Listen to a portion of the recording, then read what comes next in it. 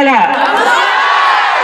Ang araw pong ito ay proklamasyon ng mga mamamayan.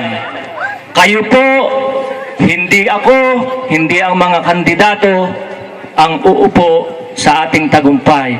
Kayo ang mga mamayan, kayo ang nagpapakahirap, kayo ang nagluluklok sa amin, kaya kayo din ang kandidato sa panahon ngayon hanggang May 13. At pagkatapos ng May 13, kayo ang manunungkulan dahil inyo po ang kapangyarihan. Ibabalik po natin sa inyo.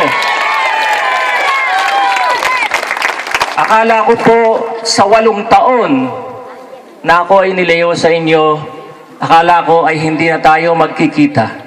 Sa dami ng mga nangyari, sa dami ng mga pakikibaka, pakikipaglaban na pinagdaanan ko po para sa inyo, palagi ko pong naaalala na akala ko ay hindi na ako aabot sa ganitong araw. Ang araw na muli nating pagtayo, ang araw na muli ninyong pagkilos, ang araw na muli nating pagharap sa pakikipaglaban. Noon po, bago ako umuwi, bago po ako humarap sa huling pagdinig sa aking kaso, nangako ako sa aking mga anak na pagkasundo na hindi napapasok sa politika.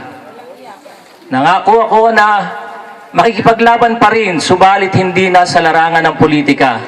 Siguro dahil sa kahirapan o sa sakripisyo na inabot ninyo, inabot ng aking pamilya. 8 taon kaming naghiwa-hiwalay.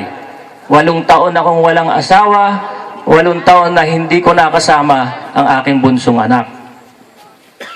Kaya lamang, nang umuwi ako noong 2011, pagkatapos kong harapin ang kaso kung saan ako ay naging biktima ng bulok na politika, kung saan ako ay naging biktima ng kawalang hustisya, nabago dahil sa inyo, nang ako ay umiikot sa bawat baryo, sa bawat tahanan ninyo upang kayo ay bisitahin, narinig ko ang inyong mga hinaing.